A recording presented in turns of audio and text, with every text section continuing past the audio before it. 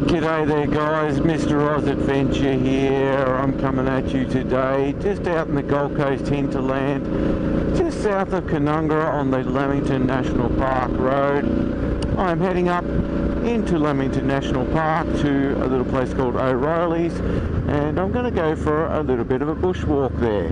So this is a combined bike and hike adventure today. Stay tuned for this one because it is bloody spectacular. Not only the ride up there, but when I get up the top, the walk is going to be absolutely stunning as well. So stay tuned. This is an absolutely special part of the world.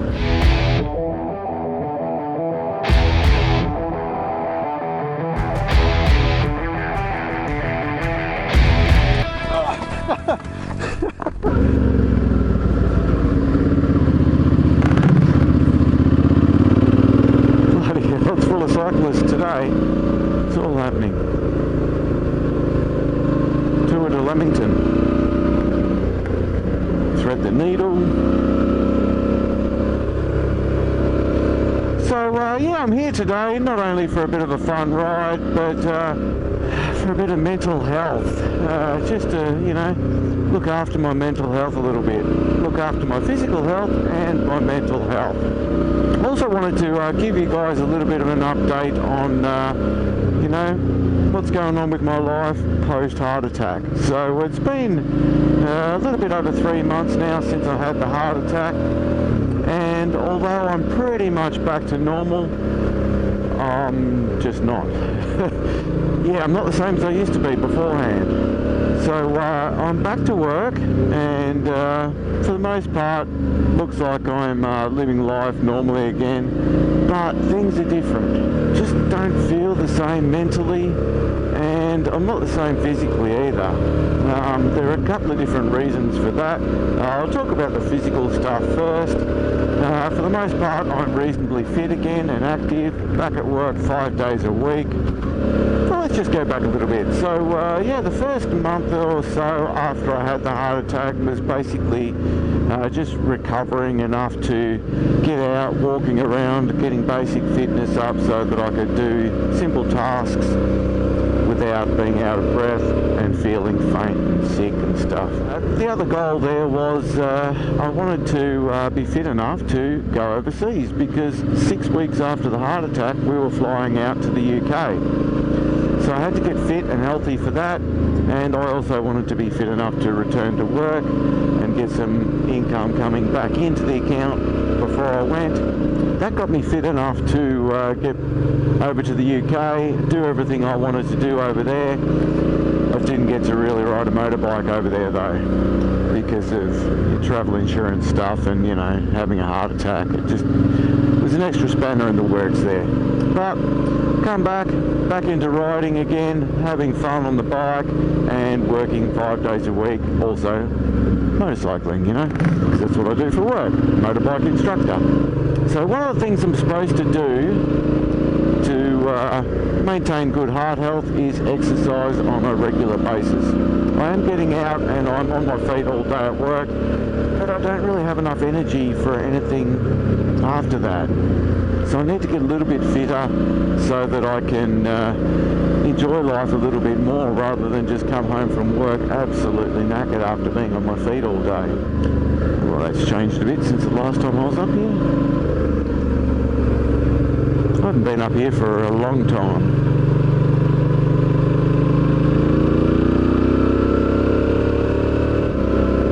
So for the most part I got through the UK trip fine, did a lot of walking. I even run a few times as we're running late for things, and a lot of the walking I did was at a fairly brisk pace because we did pack a lot in. This is a stunning ride up here, look out there. Let's just take a moment to pause from the story and have a look. That is beautiful. So as a motorbike instructor, one of the things I have to do a lot is obviously talk all day long. I need to raise my voice and project my voice, which takes a surprisingly a lot of amount of energy and a lot of breath to do that. And you have to be pretty fit to be able to do that, move, ride a bike at the same time, and it took me a while to get back into being able to do that. I'm okay with that now, but I haven't got much more energy after spending a day doing that. So they recommend I walk every single day.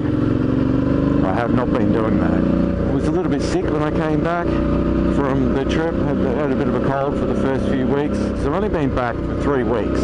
So I've been sick for about 2 of those 3 weeks. I'm better now, so now I've got a little bit more energy to try and get fit again. That's partly why I'm here today. Partly because I want to bloody ride up here. I see this road all the time in my courses because there are videos in our courses which were filmed here. And we see them all the time on our TV screens in our presentations, and I'm always thinking I've got to get back up there, I've got to get back up there, and I just haven't. So that's one reason why I'm here. The other reason is I need to walk more. So I'm going to go for a walk in nature and try and improve my fitness. The other reason I'm here is a bit of mental health, because I am struggling a little bit with positivity. It is fairly common for people post-heart attack to struggle with their mental health. For the first few weeks I was really down, thinking, oh, I've stuffed up my life, I can't do too much, I'm fairly limited. But as I got a bit of energy back and I got fit again, I started to realise, no, you know, life can return to normal. It's just a new kind of normal.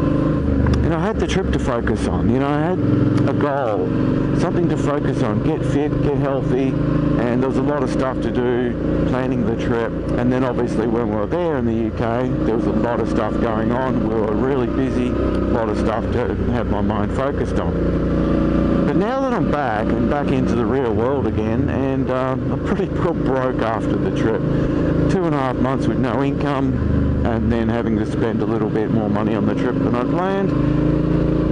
Yeah, pretty broke. So the realities of life now, getting back into work, needing to work a lot to get some more money, and also where does my life go from here? Once you've had like a bit of a, you know, a near-death experience as such, having a heart attack, it messes with your mind a little bit. Because you're like, okay, well, am I really getting the most out of life?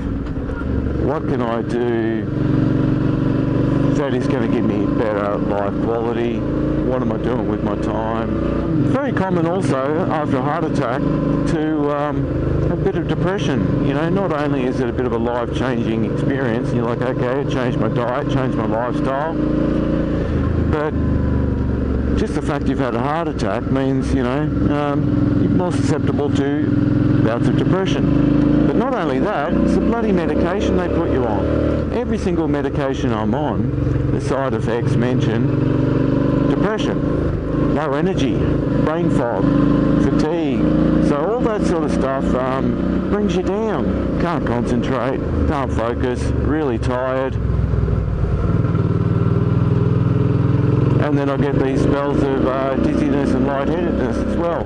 Part of it's, you know, the fact I've had a heart attack, part of it's the side effects from the medication maybe. I'm on all sorts of different pills, at least for this year. Things will change at the end of the year, hopefully, maybe even halfway through the year. I'm going to reassess in a few months, start of 2026, go back to the doctors, have blood tests and see what I can do there to reduce some of the medication. But at the moment, yeah, it's a bit of a struggle.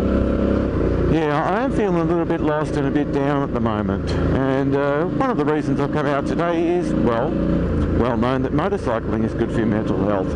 So yeah, motorcycling is good for your mental health. That's one of the reasons why I'm here. But so is bloody exercise. So I need to exercise more. And not only that, getting out in nature. I'm riding out in nature, getting some fresh air. Look at the wonderful views. How can you be down in the dumps when you're out here in this stunning scenery? And, you know, going for a bushwalk in nature helps with mental health.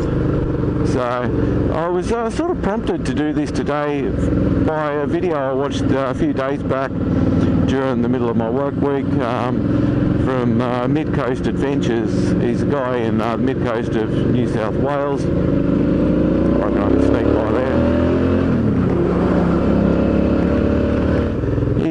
went for a ride down the beach, and then went for a bushwalk. A bit of a bike and hike, and I went, that's what I need to do. I've done it before. I've ridden up to these mountains before and gone for bushwalks. So here I am, focusing on my mental health, but also my fitness. The other thing I'm going to do for my fitness, because I've been a little bit slack when it comes to motivating myself to get out and exercise. So I need a challenge. I'm going to do a bit of a challenge throughout the month of October, and a bit of a charity walk. My goal is to walk 100 kilometres, raising a bit of funds and a bit of awareness for mental health. So I actually only just come across this morning, and I went, yep, it's a week away from October. Got a week to get this all set up and started, get myself motivated, and challenge myself to walk 100 kilometres in the month of October. Should be fairly easy to do as long as I stick to it and get out there regularly enough. Don't leave it to the last minute. Look at that views out there. Hey? Wow. So yeah, the funds go toward the Black Dog Institute, and their main purpose is to raise funds and awareness for mental health. They have a bit of a support network. They help people support themselves through mental health issues and suicide prevention, all that stuff. I'm never going to be like that depressed that I contemplate suicide. I know that, but I'm not one of those people.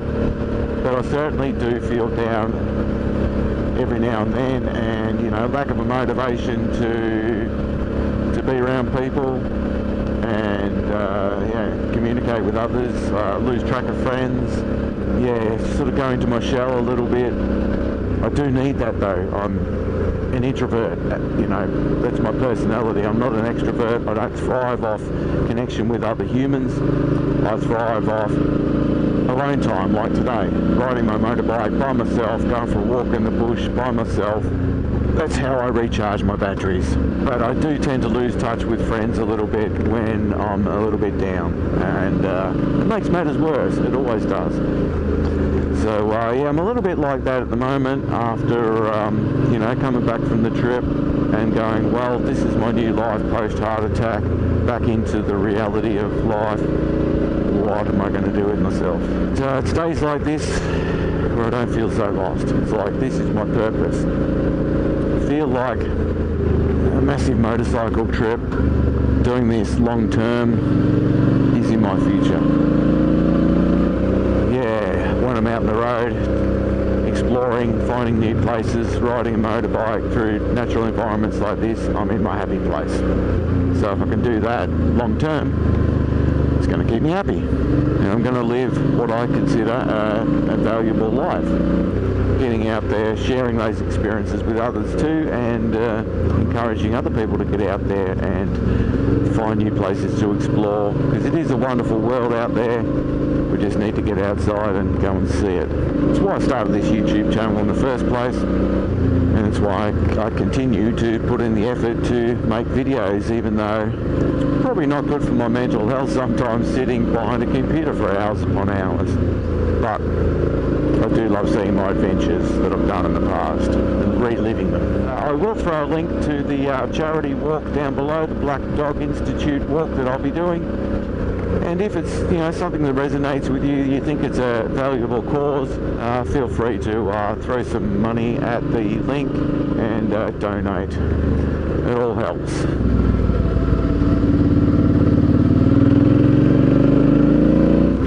Have a look at that. This is absolutely stunning up here. I'm not even at the top yet, not even where I'm going to be walking, but I just had to stop off at this lookout. It's awesome. Let's get a photo here. How good is that? Oh man. It's been a couple of years, 2 or 3 years since I've been up here. Up near Lamington National Park. Absolutely stunning. Beautiful day for a ride. What more could you want from your Tuesday, hey? Wow. I love this spot. Very special part of the world.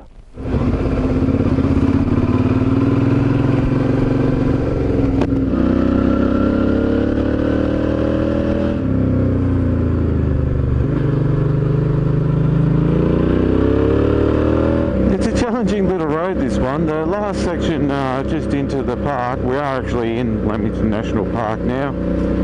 It is very tight, and you've had your sunglasses on because you've been out in the sun, and then all of a sudden you come into this dark forest and it's really hard to see the road. It's quite bumpy, and the road goes over like roots and things like that. It's up and down, around trees, very tight, but it's a fun little road.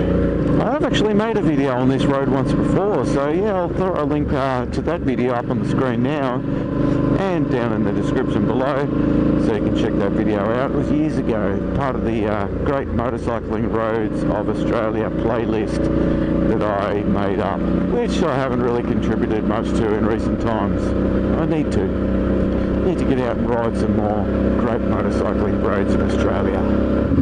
Alright, here we are, just coming into O'Reilly's Rainforest Retreat. Beautiful spot, been here lots of times over the years. It's a pretty special place, and it's right in the middle of Lamington National Park.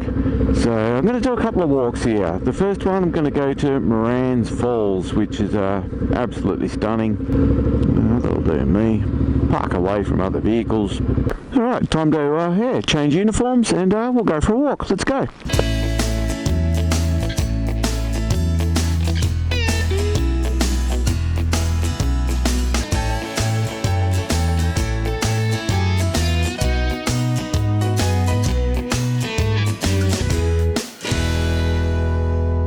That there is a fine example of what they call a strangler fig. So the fig starts its life in the canopy of the tree, the host tree, and eventually just winds its way down, strangling the host tree, and the host tree dies off. There's two trees there, and eventually the host tree dies off. You end up with a bit of a gap in between. This skeleton-like frame of a strangler fig will eventually be sort of hollow in between, so you can see through the thing. There's lots of different examples here and various different stages of strangling the host tree. Just have a look at that knot there, all that knotted mess, all those strangler vines. So these vines, they start off their journey up in the treetops as seeds, landing in the top of the tree, and then they just work their way down to the ground, looking for somewhere to take root, and they wind their way all over the place. Pretty crazy. Such a cool landscape. I love it in here. So this tree, I reckon that might have fallen down in the cyclone we had earlier in the year maybe. It's conveniently opened up a bit of a gap in the foliage, so you can see the waterfall just through the trees over there. Well, there we are, an even better view of Moran's Falls now. We're going to walk around there in a minute, be on the other side of it, and might even walk right out to the end of the falls there. It is a massive drop off there, not sure of the height of the falls, but from over there at the other side, you've got amazing views down the valley. I'll show you them in a few minutes.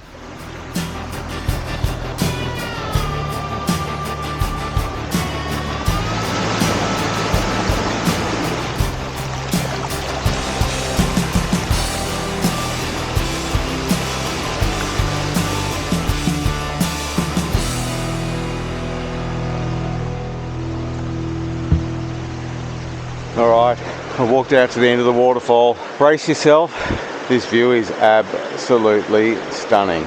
Just look at where I am. Oh man. I reckon this is a pretty good spot to just stop and have a little bit of a snack. A little bit of a picnic lunch. Sitting by the edge of the waterfall, massive drop off to my death if I went over there.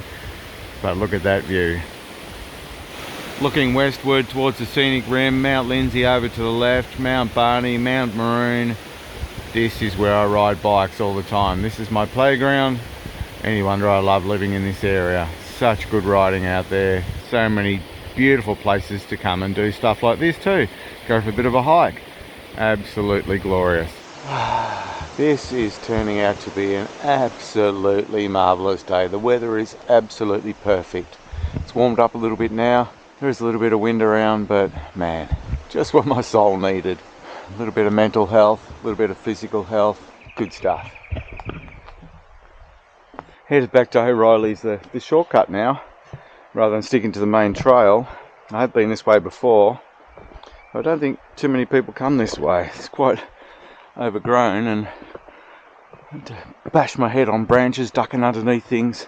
It's quite slippery and muddy. Oh, I can see myself going arse up in this, so I better film it just in case. Ooh, a bit of a slip. That was bloody slippery, but managed to stay upright this time. Bloody hell.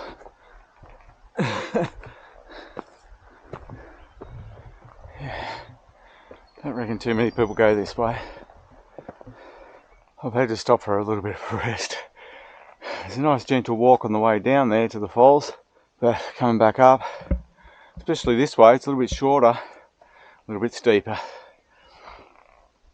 This is what I needed, but I can't go pushing myself too much too early. I need to get a little bit more fit before I push myself. I can feel my heart racing. How cool is that? What a tree, eh? Look at that. It's like something out of a fairy tale.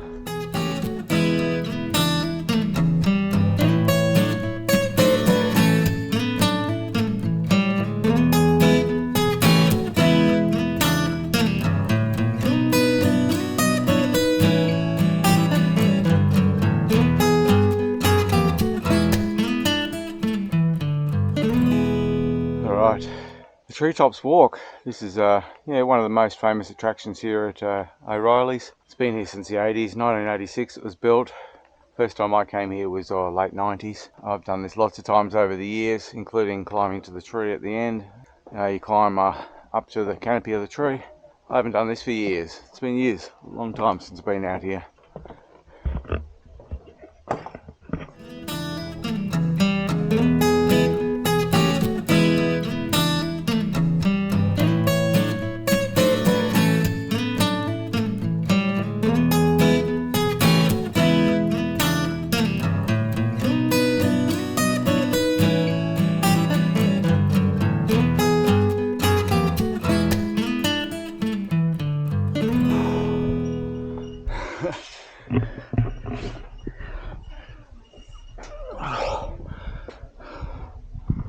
Wow, it's been a long time since I've been up here.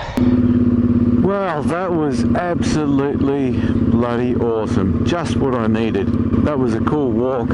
Such stunning scenery up here. It's absolutely beautiful. It's mind-blowing. Like, if you've never been here before, it's just like, holy crap. Because I've seen all this before, you know, it's not as sort of mind-blowing to me, but yeah, you just got to remind yourself that this is stunning stuff. You know, just can't take it for granted. Not everywhere in the world is as beautiful as this. So every time I come up here, it's just, yeah, you just got to pause and take in the scenery for a little bit and just admire it and reflect and realise that, yes, I am grateful to be here. I'm grateful to be alive. Speaking of being alive, let's hope I make it down alive, because I reckon there still could be quite a few cars coming up, checking in for their accommodation and stuff at this time of day. Any day trippers should already be up here, but you never know, people still might come up to the afternoon. It's only just not even 1 p.m. yet. Could still be a lot of cars coming up. It's very tight. Anyway, didn't even see that speed hump there in the shade. Oh my god. There's another one there. It's hard to see. Got my sunnies on, that's why. Anyway, I'll probably wind up the video now. I'll still keep filming just in case something interesting happens. That was just what I needed, and I'm going to do more of these. I'm even going to start a playlist, Motorbike and Hike. That's what I might call it, Motorbike and Hike. Yeah, I'm going to do this more often. There are plenty of places where I can ride, enjoy some twisty roads, then jump off the bike and go for a nice bushwalk like that. Anyway, thanks for watching, guys. Thanks for sticking with me over the period of time I've had my heart attack and recovery and all that. A few gaps here and there in between the videos, but I'm still trying to get them out as I can. Thanks for watching, guys. Cheers. Have a good one. Hopefully, you got some inspiration out of this. And I'll see you on the next video, which will probably be back to my South Australia trip and the Flinders Ranges.